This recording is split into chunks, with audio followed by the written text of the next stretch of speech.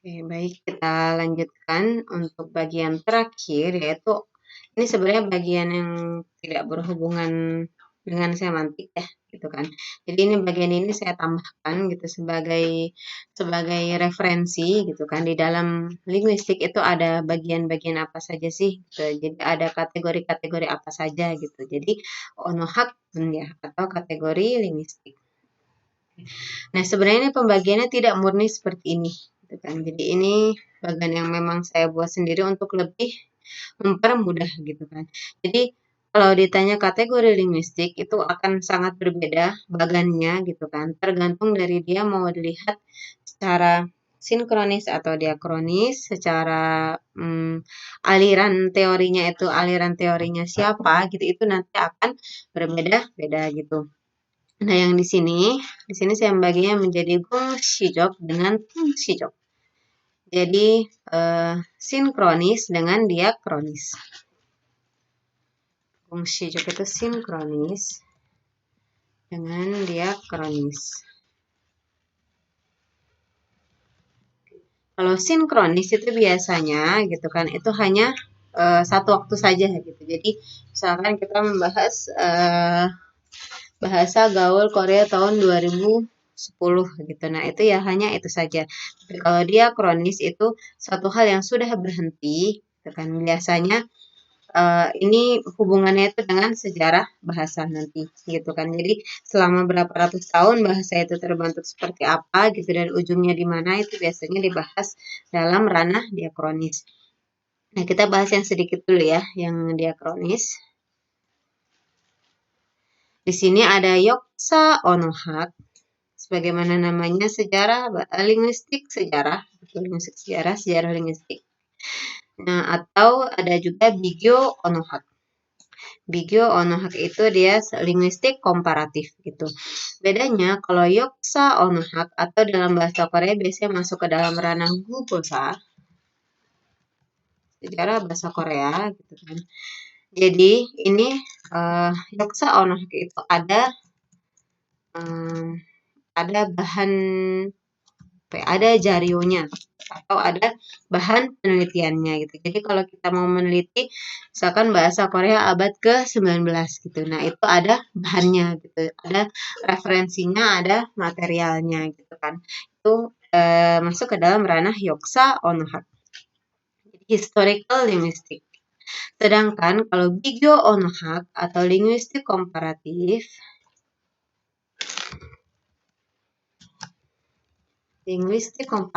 itu untuk membahas bahasa-bahasa yang memang tidak ada dari. Jadi ini seperti apa ya, rekonstruksi bahasa gitu. Jadi kayak misalkan bahasa apa namanya bahasa Latin zaman kapan gitu kan yang memang kita udah nggak punya bahannya sama sekali, literaturnya itu udah sama sekali nggak ada gitu kan. Maka caranya adalah membandingkan antara bahasa ini dengan bahasa ini yang kira-kira berdekatan gitu kan, lalu dibentuk lagi struktur bahasanya gitu. Jadi misalkan di sini Proto Indo European, jadi PIE European language gitu kan. Ini bahasa yang sekarang mah nggak ada gitu kan. Tetapi bahasa ini bisa distruktur ulang gitu, bisa distrukturisasi ulang dengan membandingkan beberapa bahasa yang serumpun gitu. Jadi bahasa Jerman kuno, bahasa bahasa Latin kuno gitu, bahasa Inggris kuno, bahasa bahkan di sini ada hubungan nanti dengan bahasa Sanskerta gitu kan. Itu apa digabung-gabungkan sehingga membentuk Proto-Indo-European language. Tentu saja ini tidak ada yang bisa memastikan kebenarannya karena sekali lagi darionya itu tidak ada gitu. Nanti akan berbeda ketika misalkan kalian membandingkan bahasa Indonesia dengan Korea dalam kacamata sekarang gitu. Jadi membandingkan misal honorific bahasa Korea dengan bahasa Sunda misal gitu kan. Nah, itu kan dalam kacamata sekarang kita tidak meneliti dengan literatur zaman dulu. Nah, itu nanti bukan Bigyo Onohak atau Yoksa Onohak, tapi maksudnya ke Dejo Onohak. Jadi linguistik Ini bahasa ininya Tejo sebenarnya sama-sama perbandingan, cuma dia bedanya di situ. Tejo onohak biasanya itu untuk keperluan ono gyoyuk. Jadi misal membandingkan kalimat pasif bahasa Korea dengan bahasa Indonesia gitu. Dengan bahasa Indonesia gitu. Nah, tujuannya itu untuk pembelajaran agar tahu bagaimana sih cara mengajarkan bahasa Korea, kalimat pasif bahasa Korea itu kepada pembelajar bahasa Indonesia gitu kan. Nah, itu masuknya dia ke Dejo Onohak bukan Bigo Onohak gitu. Sekali lagi kalau Bigo Onohak itu dia untuk bahasa-bahasa yang sekarang sudah tidak ada gitu. Nah, lalu direkonstruksi ulang. Nah, itu secara diakronis gitu kan. Jadi ada dua ini. Ada historical linguistic dengan comparative linguistic. Sedangkan sinkronis atau gongshijok itu dia ranahnya sangat banyak gitu. Ranahnya sangat banyak gitu kan. Yang pertama ada Sunsu Onohak atau linguistik murni dengan Engyong Onohak atau applicative linguistic. Linguistik aplikatif. Linguistik. Bagaimana namanya kalau Sunsu Onohak atau linguistik murni gitu kan, maka ya itu memang khusus bahas bahasa ya secara murni saja gitu. Tapi kalau Engyong Onohak atau linguistik aplikatif, maka itu ilmu linguistik itu digunakan untuk ranah-ranah aplikatif gitu. Jadi sebenarnya Engyong Onohak adalah pengaplikasian ilmu-ilmu linguistik murni ke dalam berbagai macam ranah gitu. Jadi sebenarnya ini bukan dua hal yang berbeda gitu kan, tapi saling berkaitan gitu. Ya, cuma dibedakan seperti ini agar lebih memudahkan aja gitu. Nah, kalau Sunsu Onohak kita ada emun non fonologi, ada mun pom non atau grammar. Grammar itu biasanya terdiri dari morfologi, sintaksis, selalu juga pumsaron gitu kan, yang berkaitan dengan kelas kata. Nah, itu masuk ke dalam munbom nun gitu.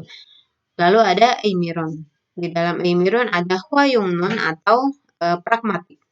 Gitu. Nah, jadi sebenarnya yang sudah kita pelajari selama ini baru Sunsu Onohak saja gitu. Jadi baru linguistik secara murni gitu kan. Jadi belum membahas tentang aplikatifnya itu seperti apa kayak gitu. Nah, itu Sunsu Onohak. Nah, sedangkan untuk Engyong Onohak atau linguistik aplikatif itu sebenarnya ada lebih banyak dari ini. Di sini menuliskan yang memang kira-kira sering gitu kan. Ada Sawe Onohak, sosiolinguistik.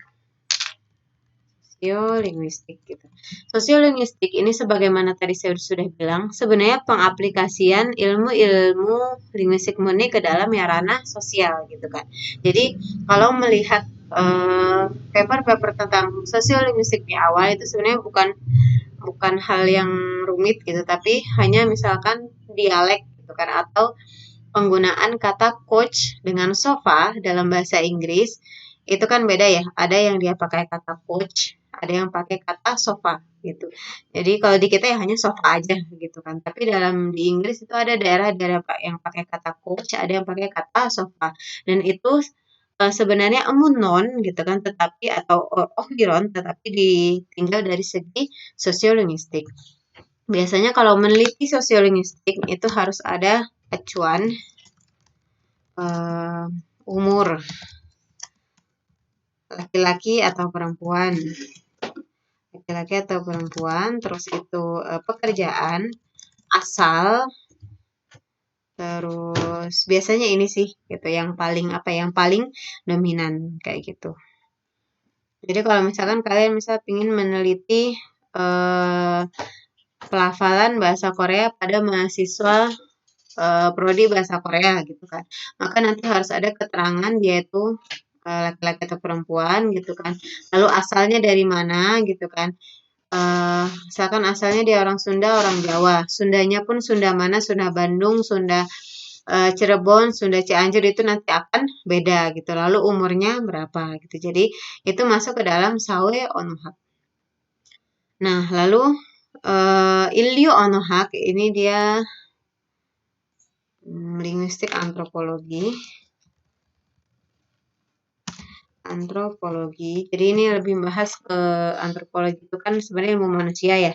Jadi ya lebih ke biasanya ke suku sih gitu. Jadi suku ini tuh bahasanya gimana gitu kan. Jadi untuk Indonesia yang memang sangat banyak sukunya gitu. Jadi misalnya yang di Papua ada berapa ratus bahasa gitu, atau suku Dayak ada berapa bahasa gitu. Itu sangat sangat banyak penelitian linguistik antropologi gitu. Tapi kalau di Korea itu tidak banyak karena hanya ada satu suku. Paling lebih ke kalau di Korea itu bangun hak atau dialektologi. Jadi yang bahas tentang dialek aja gitu deh, tentang Saturi. Itu bangun hak. Lalu ada juga Shimni Onohak atau psikolinguistik.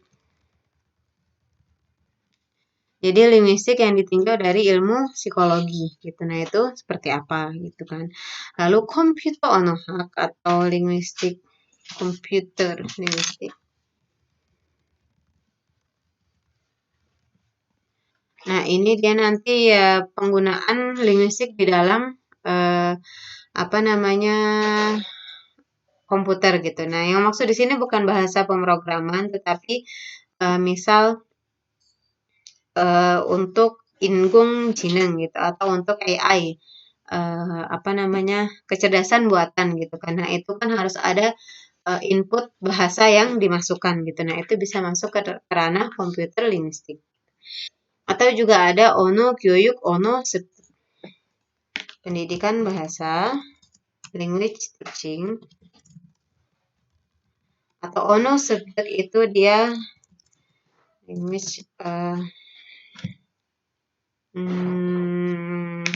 pemerolehan itu lupa apa jadinya pemerolehan bahasa lupa istilah bahasa Inggrisnya pemerolehan bahasa gitu kan jadi dan ini sangat terkait gitu kan jadi kalau untuk misalkan kalian pengen meneliti tentang Ono Gyoyuk atau tentang pengajaran bahasa gitu kan nah itu nanti itu masuknya ke ranah Engyong Onohak. Jadi kalau meneliti tentang pemerolehan bahasa atau tentang pengajaran bahasa itu pasti tidak akan lepas dari amunon, munpomnon, emiron gitu. Jadi language teaching itu nanti di dalamnya bisa jadi ada munbab gyoyuk, barem gyoyuk, owi gyoyuk dan segala macamnya gitu kan. Yang terakhir tadi ada bangun hak gitu. Oke. Ya, itu materi kita pada pertemuan kali ini. Mohon maaf ada suara anak saya gitu kan.